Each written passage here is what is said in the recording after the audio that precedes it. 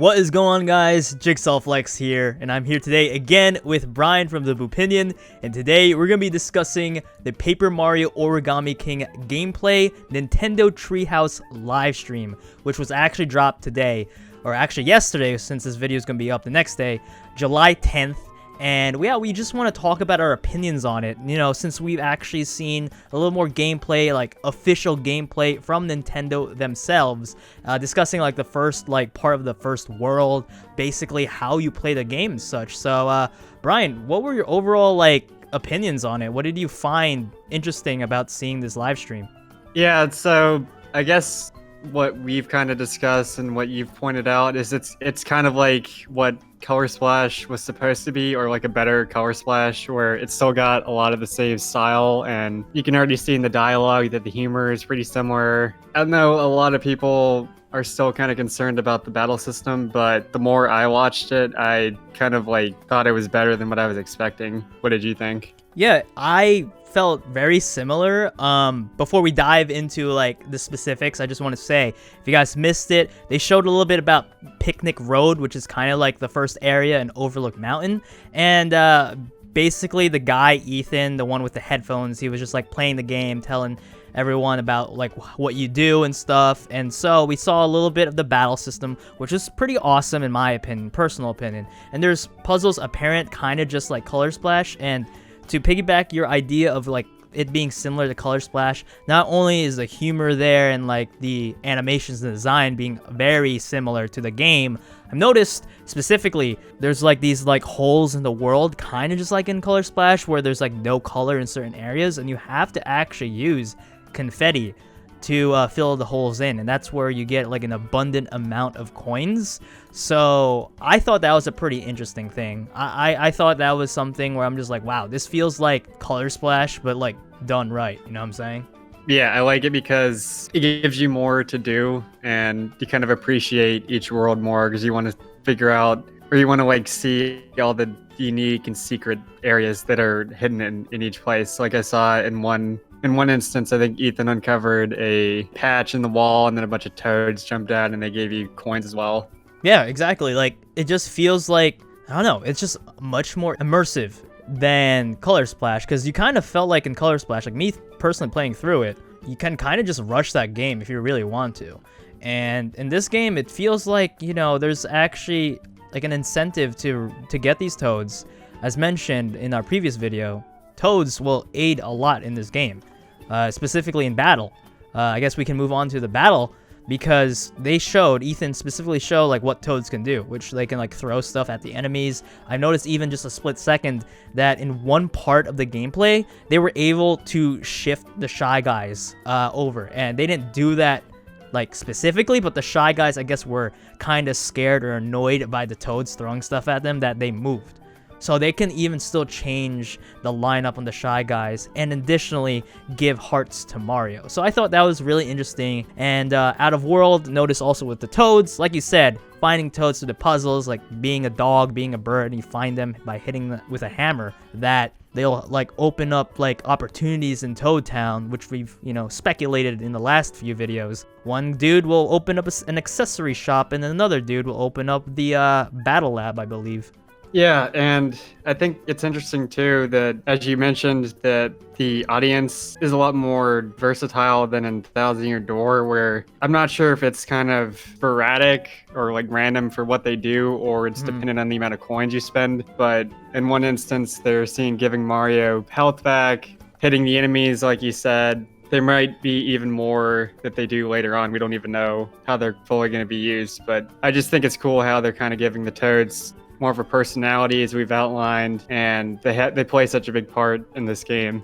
Yeah, for sure. And then they play a part with coins, which we talked about. One of the big things that people are actually complaining about are the EXP being non-existent in this game, Bryan. What do you think about that? And do you think coins will actually fill in the gap for how the EXP is not, in the game anymore? I think I'm more in the optimistic camp, as I try to always be with these games. I definitely understand why people are upset that it doesn't have EXP like the first two games do, and I can't really remember, if you could fill me in on this, How much was XP involved in Super Paper Mario? Honestly, with that EXP, it just even went over time.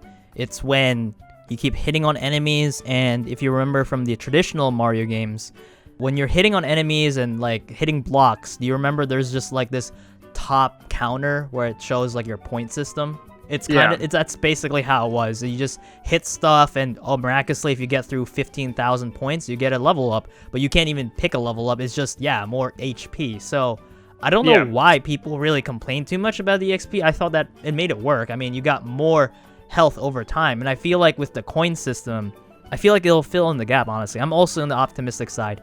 Yeah, like you said, the coins are so involved in this game, and they even mentioned that in the Treehouse footage. They said you really burn through coins pretty quickly, and I know someone in my server mentioned as well that they showed, I think, 40,000 coins in chapter, or like in the second area. So if it's like 20,000 coins per area, and there's at least 6 confirmed areas, we know there's more than that, but that's going to be like over 100,000 coins. So that's what we're going to be using every aspect of the game. Exactly.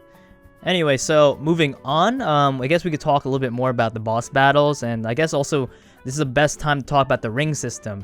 When I first saw it, oh my goodness, like, it looks kind of confusing, not gonna lie, because you kind of feel intimidated by the fact that there's less time. You have like 30 or 40 seconds to do it most of the time, and I'm just like, oh my gosh, there's so many arrows, there's so many things, or just enemies in general, just like being convoluted in like one side, and you're just thinking, what is the optimal strategy? And the fact that you can, again, spend coins to have more time is a good thing, because I'm sure it's going to get a lot harder in the later parts of the game. There's going to be a lot more complicated enemies, different like patterns and stuff like that. So I thought it's really cool. We got to see colored pencils, and the colored pencil battle was actually pretty cool. Like, I thought that was pretty awesome. I agree.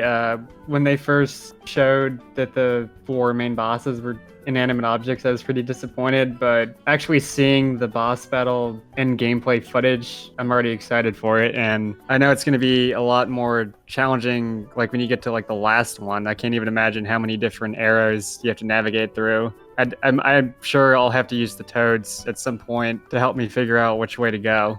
Exactly, and we don't even know if all battles are going to use specifically. I mean, I guess they could use the arrows, but you never know if they all have the same weak points, because this weak point we see so far is the back of the pencil case. So it's going to be interesting to see that. I also saw some like items on the field too, Brian. Like, you noticed that too, right? Like extra coins. There was like a +1 attack button on and off switches. So yeah, I think it's going to be interesting to see what other elements are added to it. And we didn't really see the Maestro attack that much either. All right. So I'm not sure how much they're going to be able to attack you.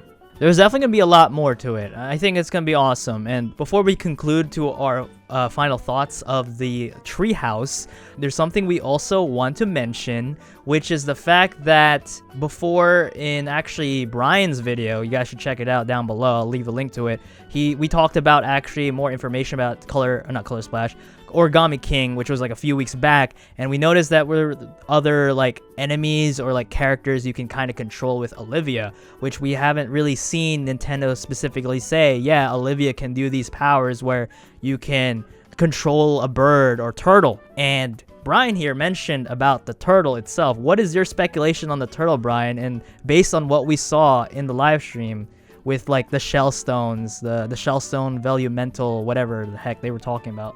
Yeah, so I think they showed a door, and I think you needed 4 Koopa shell keys to get into it, and I believe that was behind that door is maybe where the first velumental boss is, which I guess the velumental is kind of a play off of the word elemental, and it would be probably the earth one, which I think in the footage I showed in my video was the Koopa looking like boss. So I believe that that's where it would be, but that's just speculation. Yeah, that's our speculation on that, because velumental, like he mentioned, is probably a play on elemental, and it kind of makes sense, because if we saw like this really small snippet of the bird boss thing that we saw in Bryan's video, it was like water, right?